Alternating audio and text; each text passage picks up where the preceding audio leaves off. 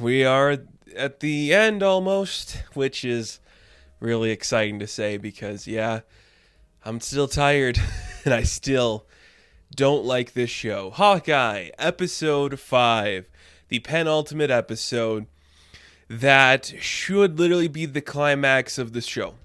It should be building up towards an ending. I guess it kind of is.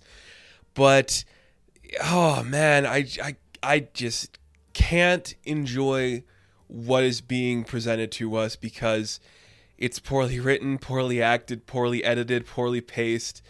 I don't enjoy this show, and it's probably my biggest disappointment in a long time in terms of stuff I've been excited for because I am a Clint Barton fan. I have always been a fan of Hawkeye. But Jeremy Renner's interpretation, not the best, and this show just kind of missed the mark a lot. I think my biggest concern with this episode literally started right away because I said it in every other video so far, the editing is so weird. It is weirdly edited. It cuts at weird times. It makes weird choices with like going from scene to scene.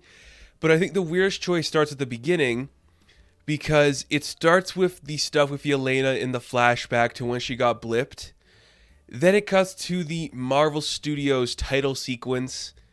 Then it cuts to the previously on, which is a weird choice because previously on should be the first thing you do. That should always be the first thing you do because that's how you get people to know what was previously on. Then you do your sequence with Yelena. Then you do the title sequence. It was just weirdly put in there, and it did not help the flow of the narrative, which kind of sucked. So this show is called Hawkeye.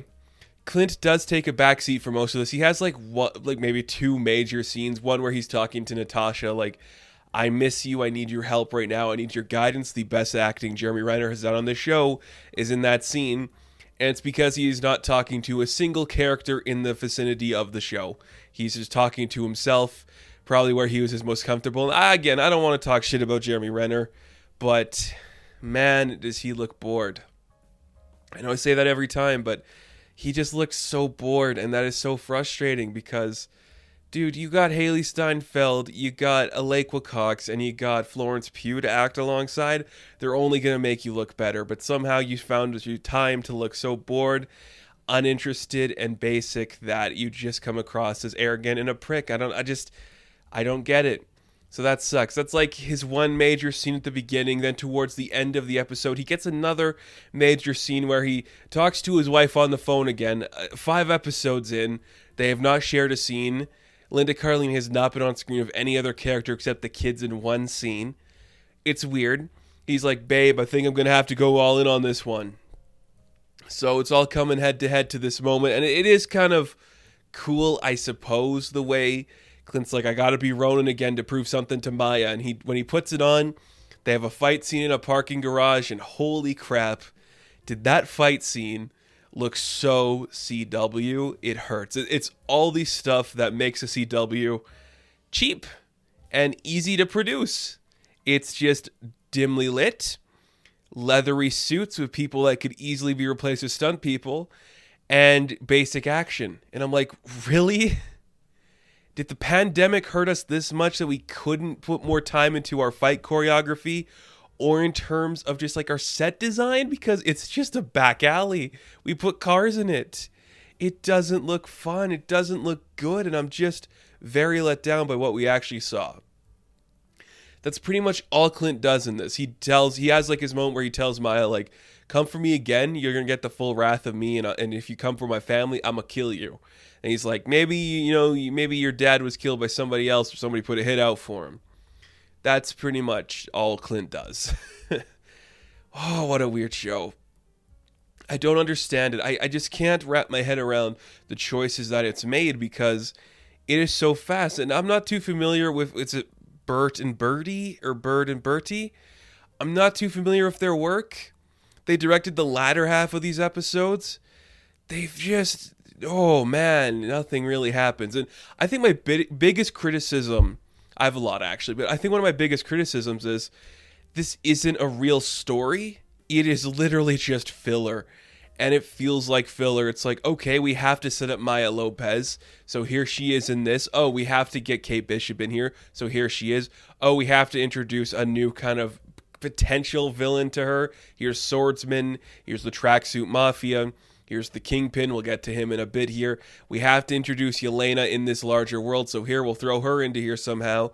And instead of being like a good story, it's just like, let's hit these beats and make it go to these places, which is weird.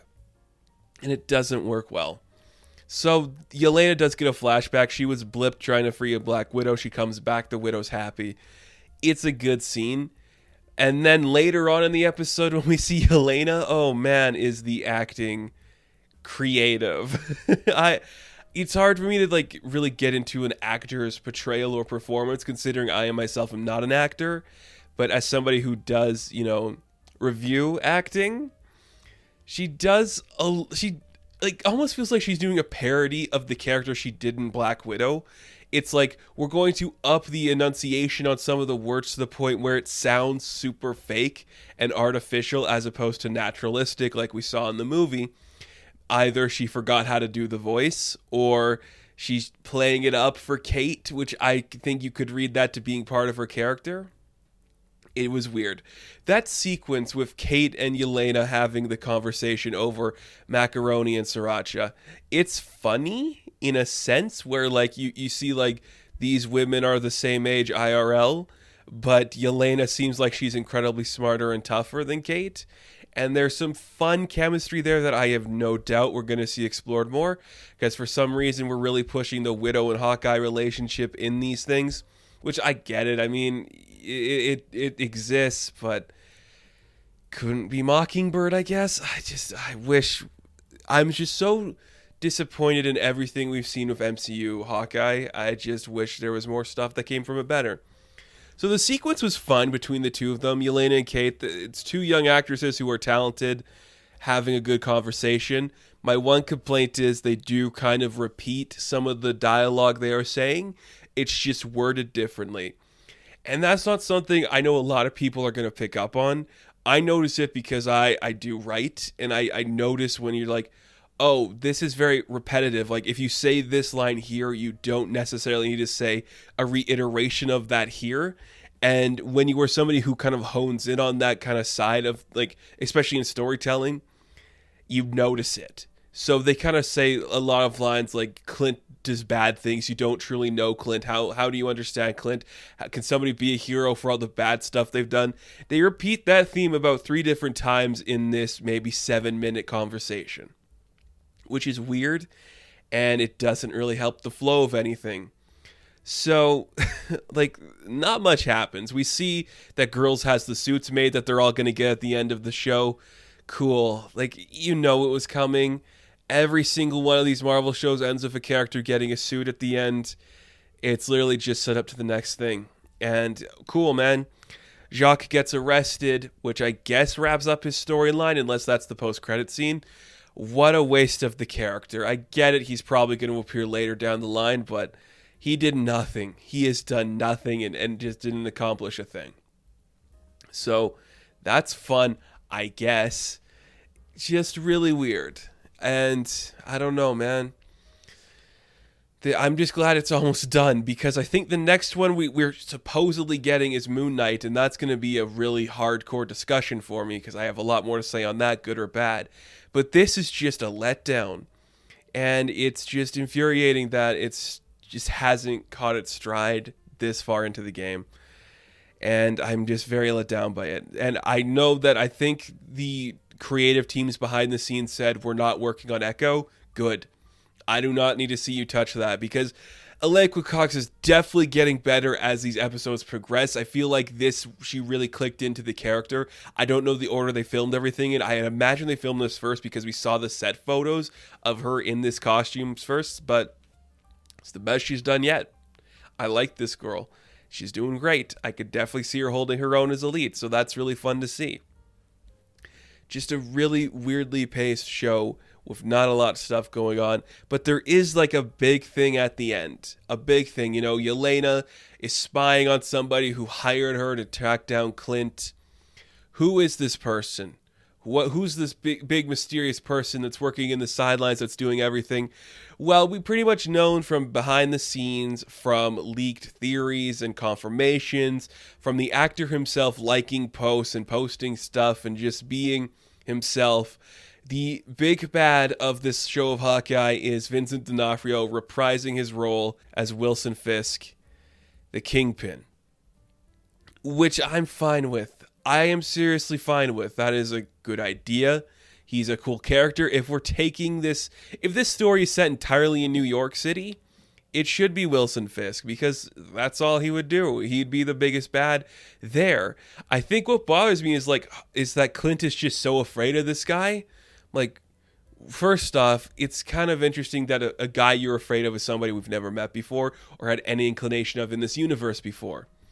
That's like a sign of just like, yeah, we have to make him sound tough. The other thing is, really, Clint? You literally took down Yakuza and the Tracksuit Mafia before. Do you really think Wilson Fisk is the biggest bad you fought? You fought robots and aliens and, big old gauntlet boys. And Wilson Fisk is the toughest guy on this case. I don't buy it.